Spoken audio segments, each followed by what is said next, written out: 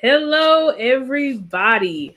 Welcome to episode 2 of Stargazer Sports here on the Blast Music 247 YouTube platform. I am super excited to be with you all tonight. Um, as I said, for episode 2, but today it is part 2 of my series that I am doing on our Dallas Cowboys Coach Mike McCarthy, on why he is going to lead the Dallas Cowboys to a Super Bowl in 2023. Um, I want to say I'm just super excited. Hey, how you doing, Sunshine? I'm really glad for you guys joining me tonight.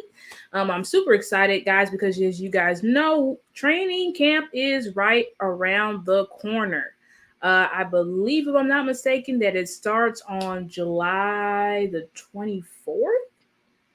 Could be wrong about that, but I think it's in that week. So it's going to be very exciting. Of course, in future episodes, we are going to be talking. I'm going to be giving you content about training camp, and maybe potentially bring on some other content creators that can kind of give us some commentary about who may actually be at training camp. But I'm super excited because tonight we are going to continue to look into our Coach Mike McCarthy. Last show, we went over Mike's history, his tenure as a coach before he became, we went over his tenure as a coach before he became the head coach of the Green Bay Packers. And then we also went over what he was able to accomplish as the head coach of the Green Bay Packers. And there's many things that we had realized about him. Like, for one, being the offensive coordinator and providing the New Orleans Saints their first playoff win in franchise history. We learned that he's coached two already Hall of Famers in Joe Montana and also Brett Favre. And then also we know he coached Aaron Rodgers, we know is going to be a first ballot Hall of Famer. He's just not that yet because he's still playing in the league. But this is a guy that has won with multiple organizations, has been coached. He is a second, I believe? He'd be a second generation, a third generation prodigy of the great Bill Walsh, which if you don't know who Bill Walsh is, please Google him. But Bill Walsh is the father of the modern of the West Coast offense that we see in today's NFL. And we know, if you go back and watch my episode, go back and listen to my first episode, you'll know that Paul Hackett was the coach that was the offensive coordinator for the 49ers when they won their Super Bowl, I believe in can't remember the exact year, but I think it was somewhere in the 80s. And then he took Mike under his wing when Mike was studying, getting his master's at the University of Pittsburgh. So, and you guys let me know. I hope you guys can, you guys can hear my music in the background. Let me make sure everything's good on my end. Y'all give me just a second. Make sure everything is rolling smooth. It should be. Let me just, before I transition, I might have to just change a little bit of properties here. Let's see here. Yeah, you guys should be able to hear it. Hope so. If y'all can't, let me know. I might have to turn it up a little bit. Can y'all hear? Oh, can you hear it now? Y'all let me know. Let me see. Yep, should all be there. I did just turn it up for you guys, so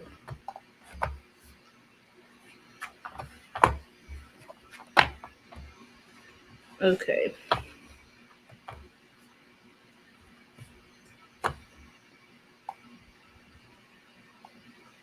Can y'all hear the music now? Okay. Well, I'm not sure why you guys aren't able to hear my music. I have it playing loud. I've turned it up pretty loud, and I've had made sure the settings are so that the viewers can hear it. But I'm gonna go ahead and move into my presentation so that we can get this show on the road. I apologize if you cannot hear my music, but I'm going to move into the presentation. So let's go.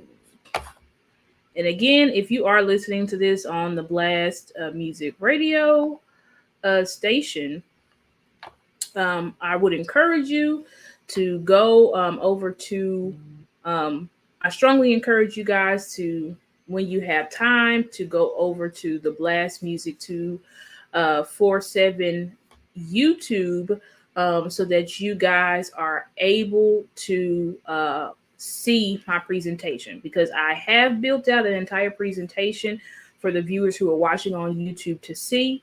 So again, if you would like to see that, please go to the YouTube channel when you have time. Okay, but anyway, let's get this show rocking.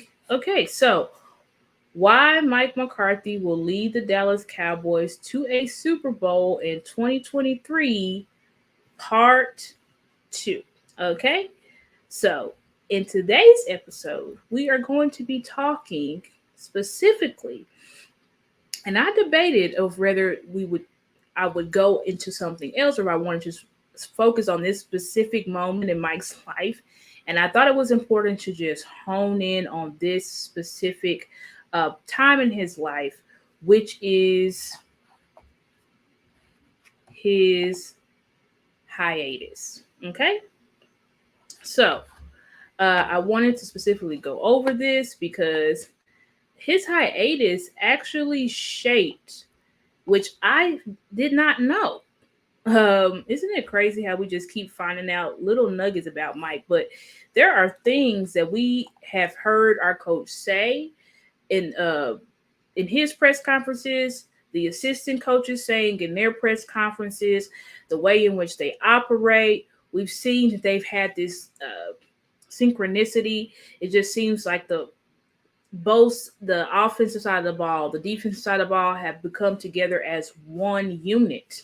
And there were things that I discovered that Mike actually found out during his hiatus period, which took place in 2019 after he was let go from the Green Bay Packers. You guys know that he was let go in the 2018 season. He decided to take a step back in the 2019 season to really, we're going to get into what he actually did. So today we're actually going to listen to Coach Mike and Peter King. If you don't know who Peter King is, he is a sports newscaster, a very popular, famous sports newscaster. We're going to listen to his interview that he did with Peter King. And then we're going to talk it out. We're going to talk about it. We're going to hit on the key points of this interview that I feel like really sheds light on who Coach Mike McCarthy is. So, without further ado, let's go ahead and get into, let's see here. Let's go ahead and get into the interview with Peter. And Just need to get it. We're going to get it set up. You guys give me a second here. I can ensure to get this right. I apologize because it looks like it's deviated from. Hey, J Money, how you doing? Glad to see you guys in the chat tonight. Very excited for this show. You guys give me a second. I'm just going to pull up my interview that I had already queued. Some reason it kind of went off and divvied away from me, but that's okay. I can pull it up right here. No problem at all. And you guys will have to, hopefully you guys let me know in the chat if you guys can hear the interview.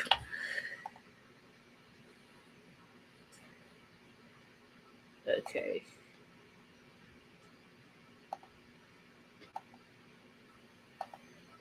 Okay. So I got it queued up.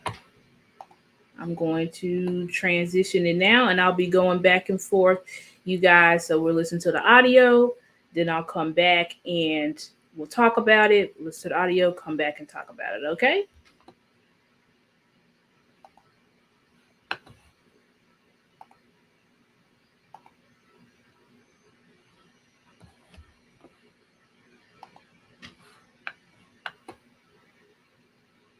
You guys let me know. Hopefully everybody is able to hear the audio that is playing.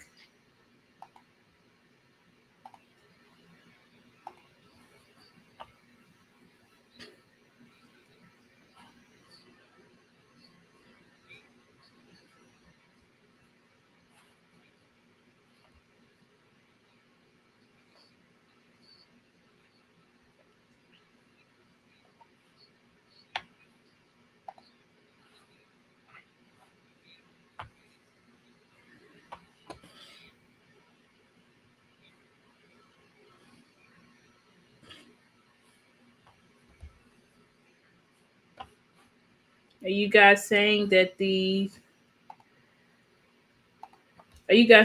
audio is low? Can you guys hear the audio? I might need to, I don't know why I'm having a little bit of trouble with my audio tonight, guys. I might just have to, I was trying to do the show through my earphones,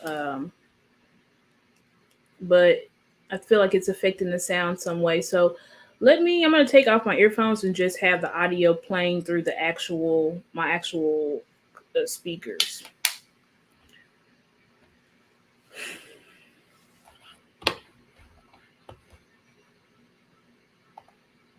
Okay. And so basically it has been. Can you guys hear the audio now? Yeah, we both will tell you our hobbies are construction. So okay, I think apparently it might have been my earphones affecting the audio this has been part of it. for some weird reason. So I'm going to go ahead and just restart this so that you guys, the viewers, can hear the interview. Again, you can look this interview up right on YouTube. This is Mike McCarthy and Peter King's interview that took place in 2019 when Mike McCarthy was on a hiatus. He stepped away from coaching. Okay, let's go. Create a workspace where football, for the past year, in a village 8 miles from Lambeau Field, Mike McCarthy has studied football and his future like he never has before. This is Mike McCarthy's gap year, his comeback year back to the NFL. The comeback is happening here in a tricked out barn, accompanied by one thing. Just listen. Sounds of silence. This was McCarthy's idea. It's sort of Gruden-esque. Create a workspace where football is everything. Invite 3 coaches, unemployed like you, to dissect the game several days a week. And figure a way to address your perceived weaknesses so that when you hit the interview trail, you'll be able to convey why you're a better coach now than a year ago. a year ago when you were fired by the Green Bay Packers. When did you move here, Mike? We moved here in 2008. Jessica and I were married in 2008. She actually built a home in 2006. And so basically, it has been sort of a constant ad since then.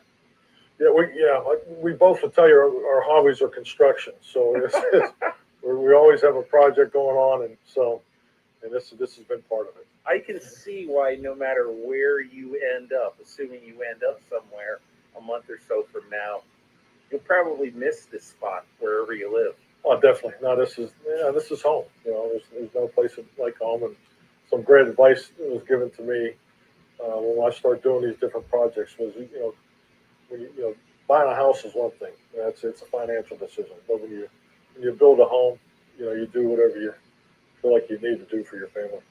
So, Mike, here we are. We're doing a little visit with you at your place in Green Bay, just outside of Green Bay. And I just want to know if you could give me, sort of the Cliff's Notes version of how you ended at this sort of compound, 6 or 8 miles outside of. Okay, Lambeau guys, I'm going to Field. pause it right here. So I just wanted y'all to hear pretty much that intro where Peter King is fleshing out and talking about the purpose of the interview, he basically gave a brief synopsis on what Mike McCarthy did in the hiatus, which was he took time, he built out this tricked out barn. You guys can see it in the pictures because I have stills of the actual interview where Mike McCarthy built out in his barn and a whole studio where he went through his entire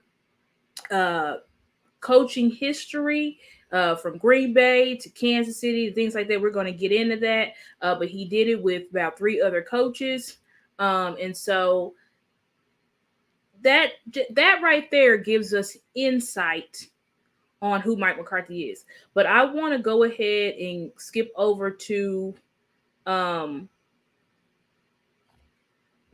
concept, where Mike McCarthy is going to talk about. I'm not going to play the whole interview, guys, but like I said, if you want to listen to the interview, you can go to YouTube, type in how Mike McCarthy has prepared for his return to the NFL.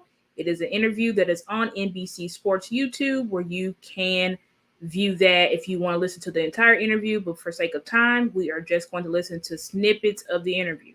So I'm going to go over to the part where Mike McCarthy is going to specifically talk. They're going to have more dialogue on what he did during this specific hiatus year. Mike, what has the past year been like for you? You were let go by the Packers almost a year ago now. So what's that been like for you? I mean, really, the best way to describe it has clearly been a gift. I am so thankful for the time it has given me personally, just to being an NFL coach for a long time, just being in the coaching profession, just really to have the ability to step away and be a normal father, be a normal husband, and that has been that's been incredible. Just the quality moments that we were able to have. But frankly, it's really given me an incredible opportunity to take a deep dive professionally, just to go back and get into things that I haven't really looked at in quite some time. Go back really over the course of my whole career, really organize a lot of things. I mean, just different notes from the old days, old West Coast offense notes and Kansas City run game things, and so that part of that's been fun. And then the formation of the McCarthy group, we're combining with 3 other coaches and a football tech individual to just really pound through volumes of video and just really get prepared and excel. And frankly, the goal is just to improve. And it's been a really healthy 6 months. How long did it take you? So we're going to pause right there. And so let's talk about that. So let me transition here. So here we just heard the part of the interview where Peter King asked Mike, what has this time been like for you, right? And so we can see here on the screen, I have the presentation up, where Mike McCarthy says he considered his time away from the game as a gift, right? And he named specific reasons. He said, I got to be a normal father and a husband. So one, that's the first thing that he said. And I really think it's important for us to know that at Mike McCarthy's core, he is a family man, right? He believes in the value of family, okay? Not just, and we see that not just from, obviously, he's a husband, he's a father, but also from the context of these coaches. And he says this later on in the interview, he identifies the coaches in which he identifies the coaches in which he worked with. So you can see on the screen is Jim Haslett, which was the head coach when Mike McCarthy was the offensive coordinator for the Saints, right? Frank Cignetti, who was the QB coach in Green Bay in 2018, right? That was the last year that Mike was in Green Bay. Justin Rudder, and then Scott McCurley, who is now the Dallas Cowboys linebacker coach. And he was the former Green Bay Packers linebacker coach. So the reason why I want to point out that the thing about family is that Mike McCarthy strongly believes in familial ties, or you'll say relationship ties, which I think is something that's important.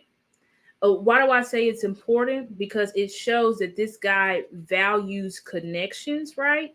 And that's just such a huge part of being a coach, being able to connect with people. I went over in the last episode his ties to Brian Schottenheimer, who is now our offensive coordinator. Because remember, when Mike was in Kansas City, who was the head coach? Marty Schottenheimer, which was who? Brian Schottenheimer's father.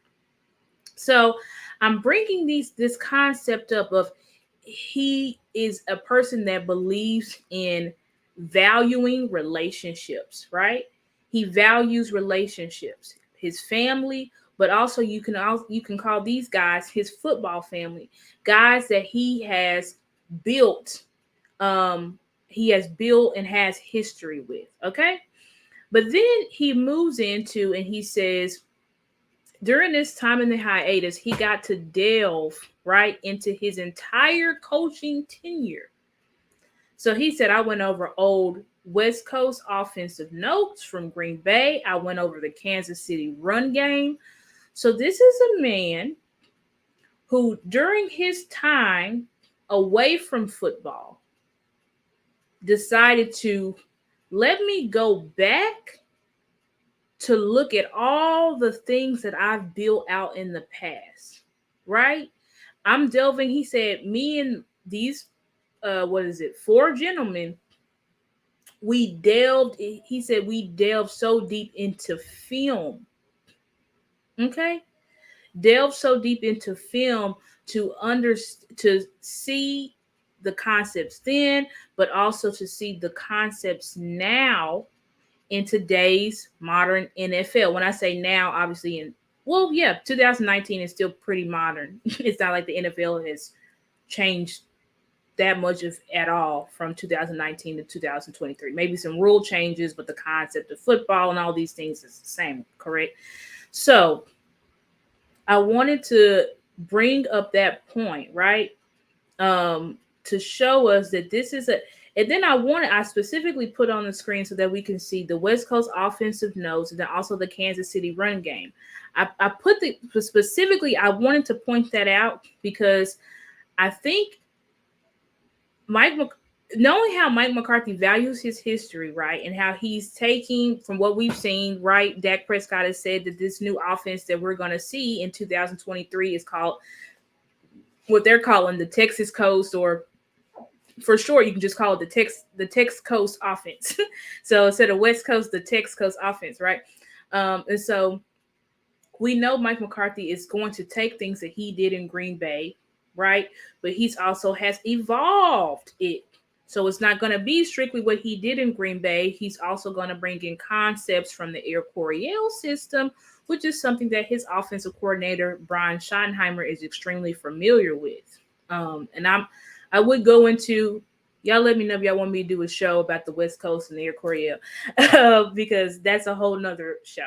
But just letting you guys know that a lot of, and I want to go through and delve into, and I encourage you guys go through and look at the Kansas City's run game when Mike McCarthy was there. That way you're able to see there might be some things that we can identify in our new run game. Like we're really going to start seeing the offensive form when training camp starts. We're going to, because the fans, everybody's going to be able to see the concepts that are being formed. So I think, we can get a heads up by looking in Mike's past. So I really wanted to point those specific things out. But anyway, all in all, during this time in the hiatus, Mike McCarthy reflected. Okay? So that's something that's important for a coach or for anybody, because how can you move forward if you don't reflect on your past, right? You can't really move forward if you don't look at what happened in the past so that you don't continue to repeat the same mistakes. I hope you guys are understanding. And this whole my whole purpose of doing this whole presentation is so that we as the Dallas Cowboys nation can build up confidence in Coach Mike McCarthy. Because as I said, there's been a lot of narratives that have been put out about our coach. A lot of narratives that have been put out about him, about his capabilities, right, as a head coach. So I'm going through this to help us to know that Mike McCarthy is a man that he's been preparing. Our coach has been preparing for quite some time to lead our team, because this is a hiatus that he did before he became our head coach in 2020. So anyway, we're going to go ahead and move into, I think I want to go ahead and move into the next part of the interview, if we can. Sorry, guys. I hope you guys can hear my presentation music pretty good. Seems kind of low to me, but I hope it's a good volume for you guys. But anyway, we're going to go ahead and move into the next part of the interview that I want us to listen to concerning, let me go here. Uh-oh.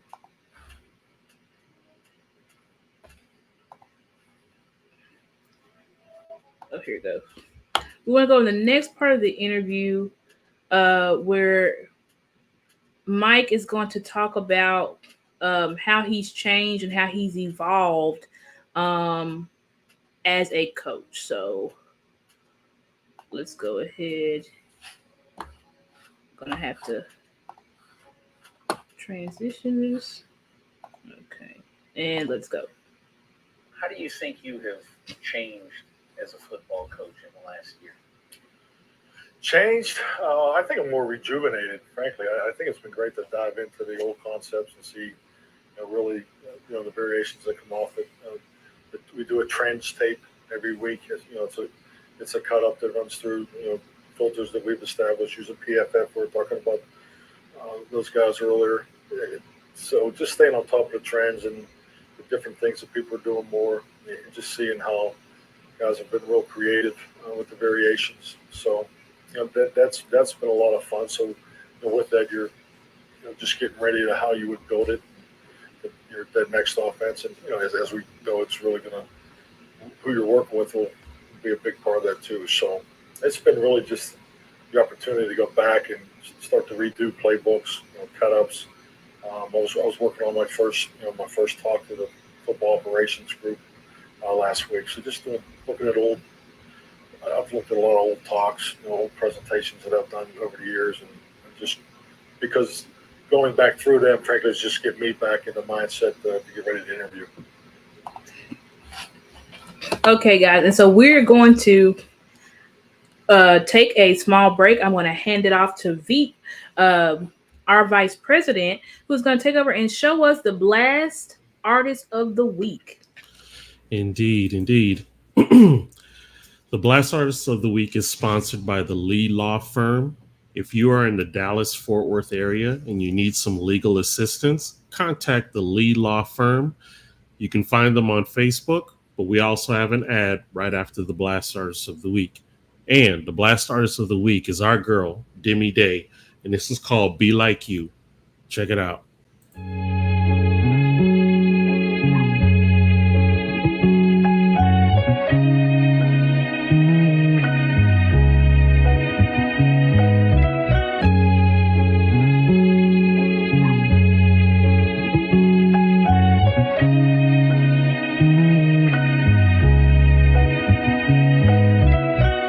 Everybody can't reach like, everybody can't dream like, everybody can't be like, everybody can't be like you. Everybody can't reach like, and everybody can't dream like, everybody can't be like, everybody can't be like you. I understand you got your own thing going.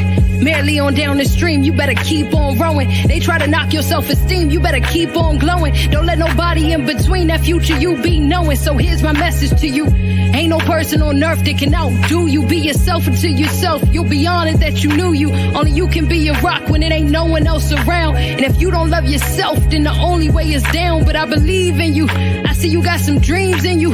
Full speed ahead, I see you got some steam in you. Just keep chugging away. Be grateful for every day that you get to bless the world with such a beautiful face. Let your shadow make the chase. Let your heart dictate the pace. Let your mind give you the strength and let your spirit run the race. I bet your ancestors cheering, seeing the path you clearing. Nothing worth fearing, every lesson worth hearing. But every now and again they try to break you. Lean into them wounds even though they might be painful. And when they heal the scars, that's when you gon' see a breakthrough. I'm praying that you make do with every resource within your grasp. Multiply it forth and be generous with your math. Kindness in your hand, willing to understand that every single second you get is another dance. And every single moment you breathe is another chance to do something you love, to always rise above. Parting for the past, don't let that trauma beat you up. Be gentle with your mental and everything you done been through. End of the day, you're the reason I grabbed a pencil, so I could draw you up a motivational stencil. Tracing the inspiration, make way for the destination. Because trust me, I can see all of the places that you're headed. And I'm here to let you know you ain't gonna never reach a dead end. Everybody can't reach like, everybody can't dream like, everybody can't be like, everybody can't be like you. Everybody can't reach like, and everybody can't dream like, everybody can't be like, everybody can't be like you.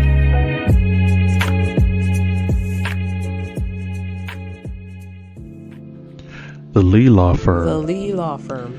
It is a law firm for those in the Dallas-Fort Worth area seeking a holistic approach to solving their legal matters.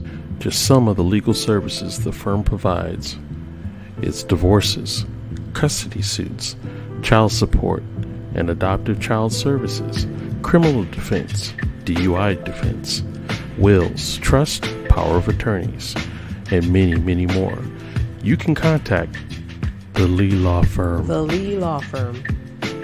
And make sure that you say the word blast when you speak to the Lee Law Firm representatives and receive 10% discount on your initial retainer to hire the firm. Yes, indeed. And that was our girl, Demi Day. And if you are an independent artist or even a spoken word poet or up-and-coming comedian that would like some exposure, you can go to blastmusic247.com and register for free. But hold on, Blast Music is needing you, the fans that love music. Just like Demi Day, there are amazing artists that are on Blast waiting to share their music with you. So go to blastmusic247.com. You can register as a fan, of course, for free and listen to hundreds of amazing independent artists. So again, that's blastmusic247.com, changing the industry one artist at a time. Back to you, Star.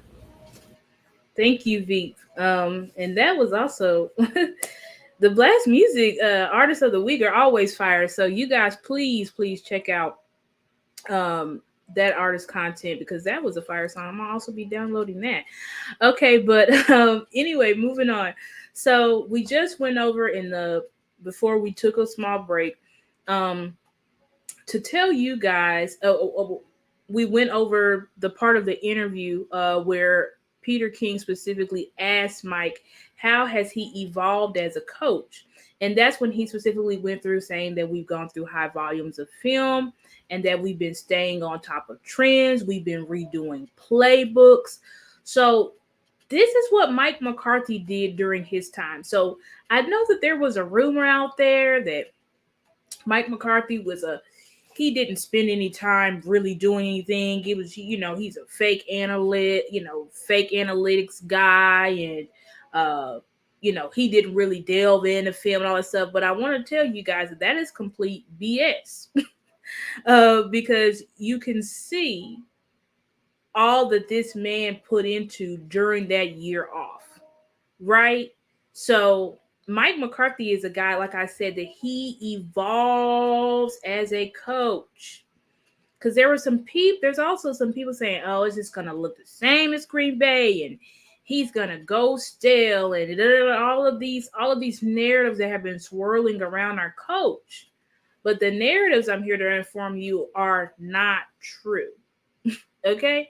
Because not only did our coach take a whole year off of football to analyze his past, but also he looked into the future, right? He looked into the current league and then developed and redeveloped former playbooks and passing and running concepts and all these things, but not just with himself, because 2 is better than 1. But Mike didn't only just get another partner, he got about 3. Well, how many people? 1, 2, 3, 4 other people to help him go through all of this film and analyze. And these are people that he formerly had connections with. One of these guys is now one of his assistant coaches for the Dallas Cowboys. So I just think that it's so important as we continue to go through this interview, learning about who our coach is and how he took the time off to actually evolve as a person, but also as a coach, which is most important to us because that's what affects our team. Okay. So I want to go ahead and move on to the next slide on what did Mike specifically learn during his hiatus. Okay. And so I'm going to play the part of the interview from Peter King. But here we have excerpts that was written by RJ Ochoa from Blogging with the Boys. This is an excerpt from his article where he actually broke down the Mike McCarthy and Peter King interview. So I have this on the screen. It's going to be exactly verbatim. You'll hear it from Mike and Peter King as they're talking, but you can also see the dialogue here on the screen.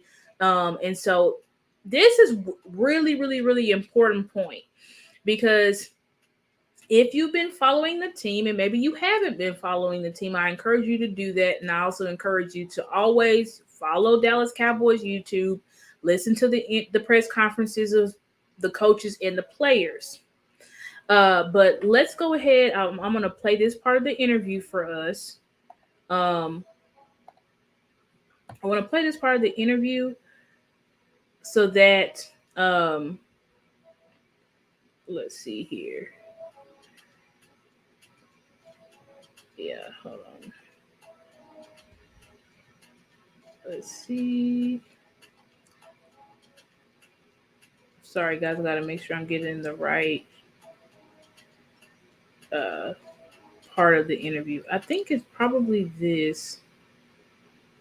Yeah, I'm going to go ahead and play it here. Let me transition it here for us. And oh, hold on, that's not right. Okay, let's see. Yeah, what has he learned from watching the NFL? All right. Let's talk about 1 or 2 things that you have found out maybe about things you want to do differently in your offense coming into 2020, or maybe things you've learned from watching the NFL in a way that you could never watch it when you're coaching, because then you're so dialed into your own team and that opponent. Now you can watch 32 teams every week. So give me an example of how you feel that you're going to take something you've learned this year into your new world. Well, I think it's like anything. When you have time to reflect, the brutal honest with yourself is where you're going to get the most value. And I've looked at every coaching staff, every decision, installation of offense, scheduling. We practiced on Fridays, then we didn't practice on Fridays. So when you have a chance to look at all those things, it gives you, a more distinct, focus on exactly how you'll approach that next one. So, one thing, just to give you a direct answer to your question, if you're going to call the offense, if you're going to be the play caller on Sunday, you need to be the major installer, Wednesday, Thursday, Friday. So that's something that I got away from in the second half of my career there in Green Bay. And so how did you do it in the second? Well, we spread it out, and the why we did things. They're all sound judgments and good decisions, and you're trying to evolve your staff. You're trying to, you're trying to let coaches grow. This coach was in charge of third down, and then you wanted to grow his experience, and he got switched to red zone. So you're trying to do different things with staff development. That frankly, the priority of staff development probably took a little bit away from, the game planning process of how we did it in the early years. So, it's not a really right and wrong. It's more of a preference. Why do you think it's important for the guy who is installing to be the guy who's calling the plays? And I think it's the same thing on defense too, because every player in that room needs to know why you're calling that play, and he needs to hear from you why he's calling the play. You rely on a long-term relationship with your quarterback or your offensive coordinator or your offensive line coach. That's not as good as if you're in there installing it and doing it each and every day. When you have watched football this fall, okay, guys, so a coach or two who you say, "Man, that guy, I never got." Let's go ahead and talk about that. Okay, so,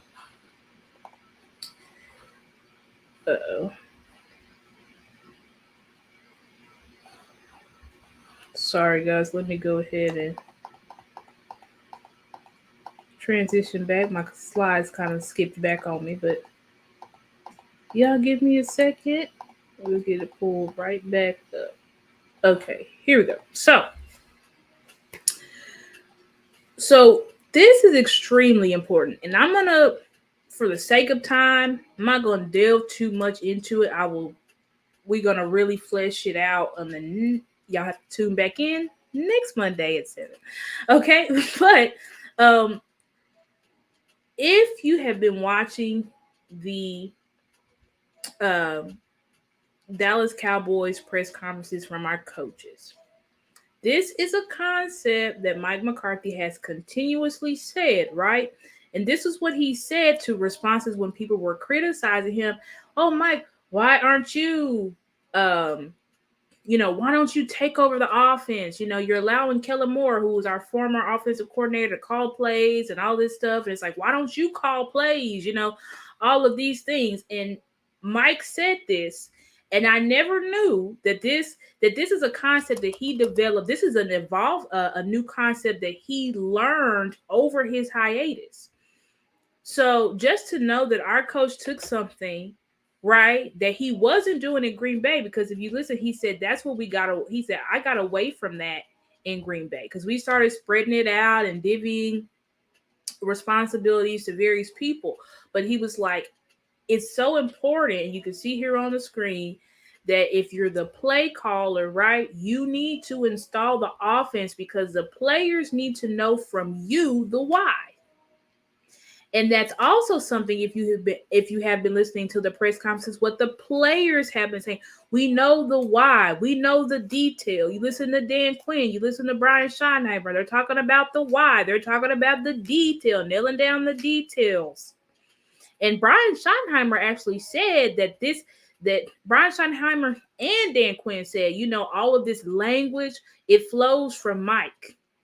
Because y'all may not know, but Mike McCarthy, during the beginning of minicamp, he had to have back surgery. So he only had his coordinators there training the rookies at rookie minicamp. And they were saying, like, Mike is so organized because he lets us know specifically what he wants taught on each day, the details, everything like that. So knowing this is a type of coach that we have, a man that is extremely detail oriented. You know what? Let's just go ahead and get into my next slide, because let's go over it. Okay. So we're going to talk about Mike's values as a head coach. I'm going to move this over here.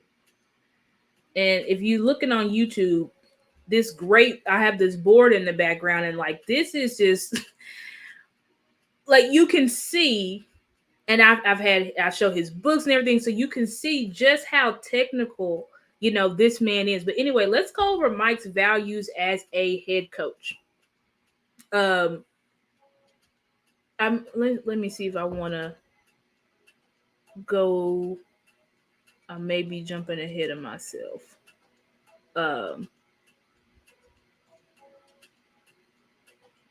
Yeah, I want to. Before I get to this, let me play.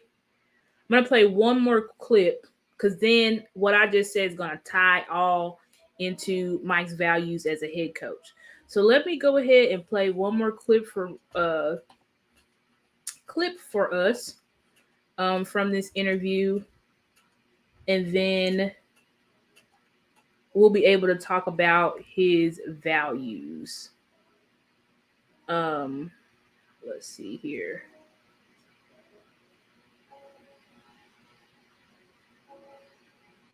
I think it may be here, if I'm not mistaken. Hopefully.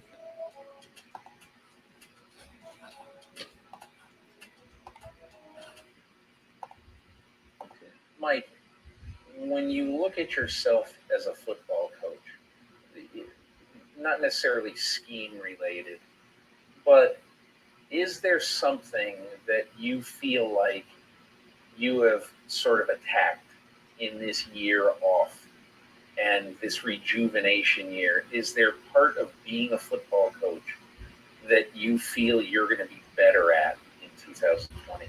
Definitely, because you've had a chance to step back, make sure your versatility and multiplicity, those tanks are full, and I think, like anything with success, you can go down a certain path, and you can stay down there a little too long. And it goes back to what I said earlier. You have to evolve. It's just not just on offense or defense or special team schemes. How you train a team is probably more important. The health of your football team, the wellness of your football team, the continuing education of your coaching staff. How do you move, the education and the experience of everybody in the football operations? How do you move that forward? That's, to me, that's what creates winning. So I think when you don't have success, there has to be something you pin it on. Get it? That's our industry. But there's so much more that goes in. There's so many more variables that go into winning than what plays you run on offense. Bill Parcells, I was having a conversation with him last year during the hiring process. And he expressed to me that, and a lot of the guys who were getting hired, he didn't know. And he expressed to me that a lot of these really smart guys, let's say on one side of the ball or the other, mostly offense, but a lot of these smart guys have never had an opportunity to run a program, to be a head coach. And he told me, he said, if I am looking for a head coach, I want a guy who's been a head coach. And one of the reasons I want that is that there are so many more things involved in being a head coach of a team than in sitting there and designing a good offense that's going to overpower Team X on Sunday. Now that you've had an opportunity to be away from it for a year, tell me if you think that's true. If so, what is it about being the head coach of a whole program that is an advantage? Well, I think, number one, I agree with 100%. I think that's the way I see it. I've told the story countless times about my first year as a head coach. We started off 1-4, and I can remember Marvin Lewis called me and said, "Hey, how's it going?" And I said, Marvin's the head coach in Cincinnati even then, right? At the time, correct. It was 2006. And he says, "How are you doing?" I said, to be honest, I never thought I was going to be this hard to win a damn football game as a head coach. And he says, "Whatever you do," he says, "just stick to your guns, don't change." He said, "You're there for a reason. Trust your instincts, and stay the course." He said, "Don't change now." And that was great advice. I can't tell you how much that helped me through that first year, because we were 1-4. I think we got to 4-8, then finished 8-8. So, and then I thought that really propelled us into the next year, 2007, the NFC Championship game. So, it was great advice. And now that I've been able to look back on that, and that's the reality of it. Your instincts and awareness is so much higher because of the experiences that you have. And it's not about just a scheme on one side of the ball. And frankly, I've spent probably 3 times as much time on what I'm going to do as a program as what I'm going to do on offense, because that's where the advantage is. I mean, you've seen this league, and particularly since 2011, parity comes in so many different forms. It's not just in the draft; it's also in now how you train your team, how many hours you can practice, and so everybody's has to do everything the same. So where is the advantage? Give me an example if you can, whether it be. Okay, so I'm going to get into the next part of the interview. It's going to be one more where Mike's going to talk about analytics, but I do want to go ahead and flesh out some of the points. Okay, so Mike's values as a head coach. So one, he mentioned how when he was starting off as a head coach, they did not have a great season at Green Bay. I went over that in the last episode. That's because Brett Favre and Aaron Rodgers went down. So he was literally playing with his third quarterback. But he said that he received advice from Coach Marvin Lewis, who was the former head coach of the Cincinnati Bengals, who told him, "Do not change. You were hired for a reason," right? And then before this, Peter King went over how Bill Parcells had said that when he's looking for a head coach, he needs a head coach that has been a head coach before. Because that head coach, they come with that experience and knowledge of knowing that it's not about just, as Mike just said, he was like, I spend most of my time focusing on the program, which means my entire team, not just focusing on offense, right? Even though at Green Bay, he was the offensive coordinator, right? But he was like, I focus on building out my program. And as we've listened to previous parts of this interview, he was saying that I've had the opportunity, I've looked at every coach's scheme, playbook, all of this stuff, right? I went through all of these things, right, to develop when the players practice, when we're not supposed to practice. I went over all of this because that's what comes into being a head coach. It's not just focusing on this side of the ball, one side of the ball, but it's focusing on the program as a whole. And the beauty, this is just popped into my head, but the beauty about this as well is that Mike McCarthy had 2020, 2021, and 2022 season to sit back and really just focus on his program, building up the culture of his team, which was something that he really focused on during the hiatus. How would he build up his team without even having to worry about play calling? So now in 2023 that he's transitioning into being a play caller, he's already got his team, his culture, it's already been established, right? But then he also talked about how he prepares and ensures that his staff, right? He prepares his staff and ensures that they're prepared, right? And he does that by laying the groundwork first. So Mike, all of the concepts that you hear Dan Quinn talking about, that you hear Brian Schottenheimer talk about, these concepts is something that Mike had already developed, right? He had already been looking before he even became the head coach of the Dallas Cowboys, how he would prepare his team and make sure how will he prepare his staff, right? Because he said you also want to prepare your staff. You want to make sure that your staff is up to date, that your staff knows exactly what is going on, exactly what you are looking for as a head coach.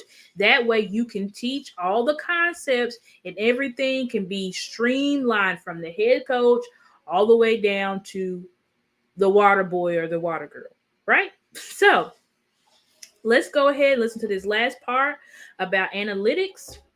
And then we're going to go over, we'll get through our last slides in the next 10 minutes. And then you guys, unfortunately, y'all are going to have to wait and see me again next week so that we can get, delve more into this.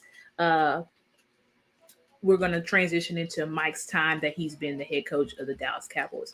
But let me go ahead and play this last part about analytics. And then I think this is, like I said, this part is super important because one narrative that's been spewed about Mike is that he's a fake analytics guy, which I already told y'all that was BS last week because Mike was a former quality control coach, which that's all they do is analytics and preparing, looking at trends of the other team and all this stuff and preparing the quarterback so that he knows what he's looking at for the opposing, with the opposing defense and stuff like that. Okay, but anyway, let's go ahead and listen to this last part about analytics. Have you embraced it? Well, it's really how I got into the league. Okay, so can you just tell me what about analytics? Because honestly, when people think about people who would love analytics and really welcome analytics, they wouldn't think you would be at the head of the line. Why? And maybe you are. Why have you embraced it? Well, it's really how I got into the league.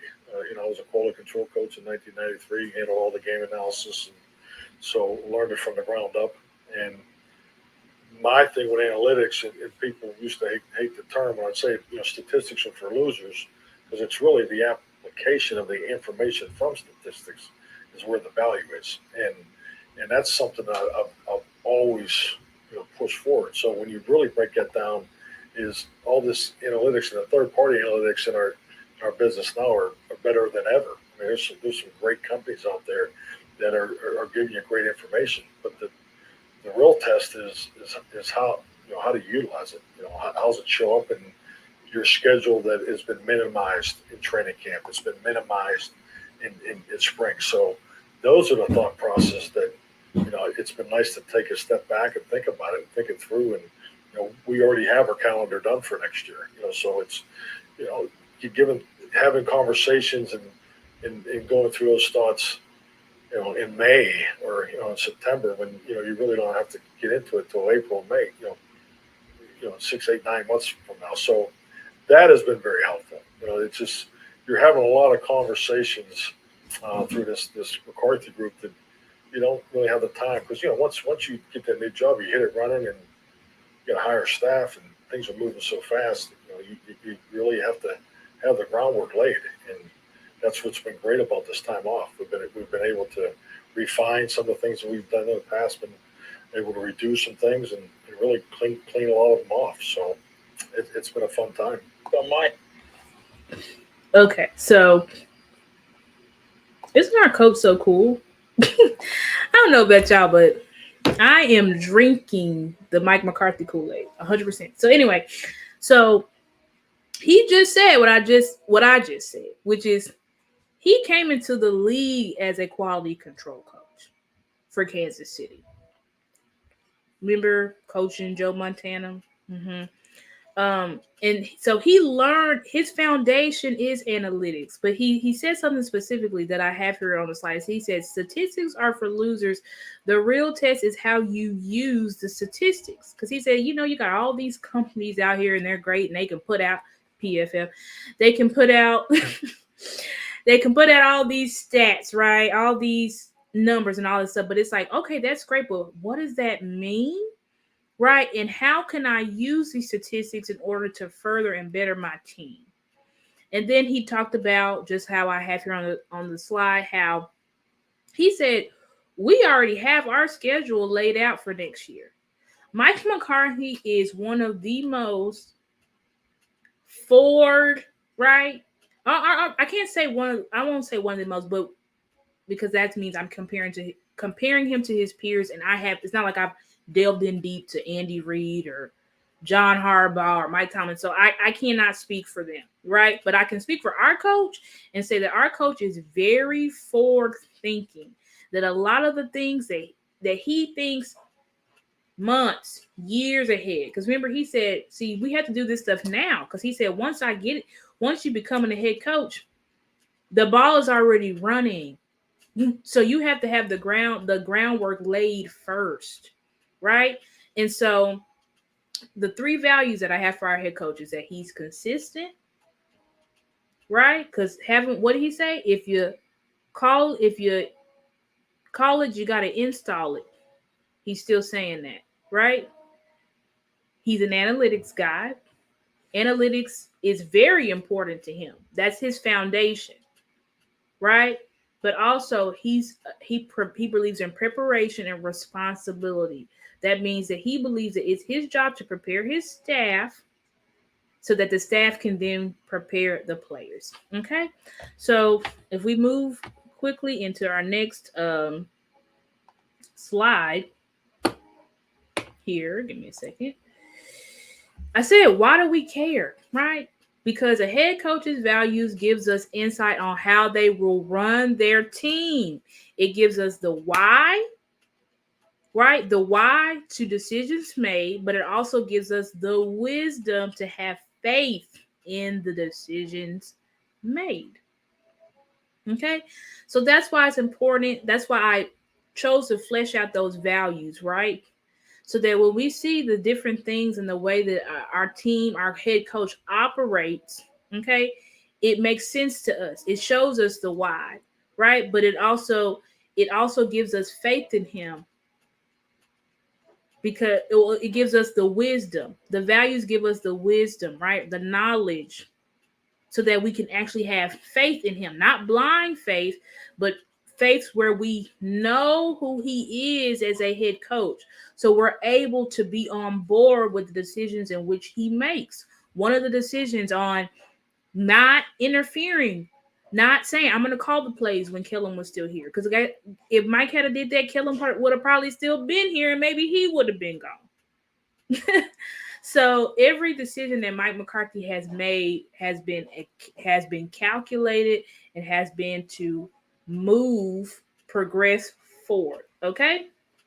So we're going to do this is our last slide recap. Okay. So what have we learned so far? Continued. Mike is a man of reflection, right? He took this whole year off. He took a whole year off to reflect. Okay. On his past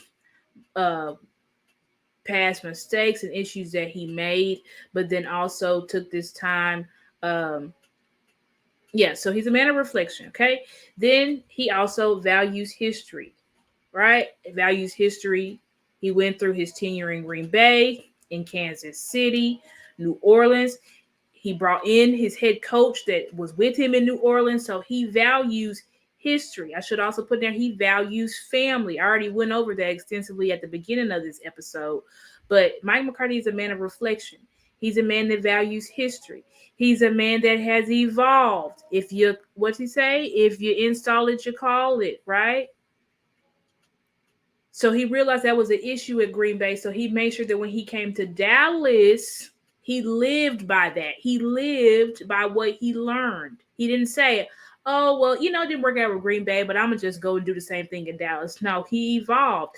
And then also that he's a detailed analyst who believes he functions better as a team. Why did I say that? Because he formed the McCarthy group. So Mike McCarthy is a true stats analytics guy, period.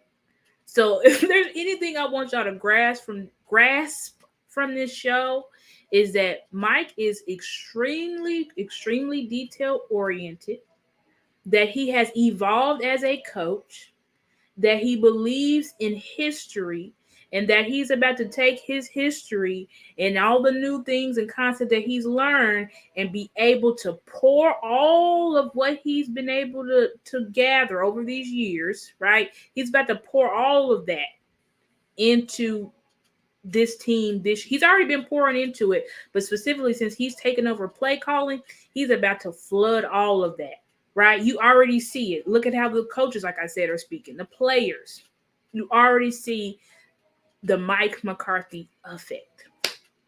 Okay, so that is the end of my presentation today, guys. I really hope that you guys enjoyed the show. It was a fantastic show. I'm so glad that you guys joined me tonight. Please follow all my social medias down below on Twitter, on Instagram, on Facebook.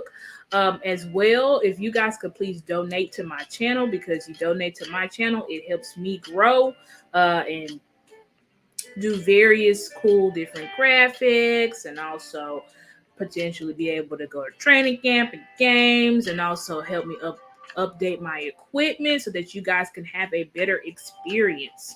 So please donate to the channel via Cash App at $Stargazer Sports.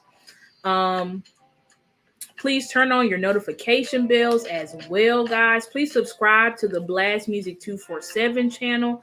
Please subscribe to my YouTube channel, which is Stargazer Sports. And you guys, please join me next week.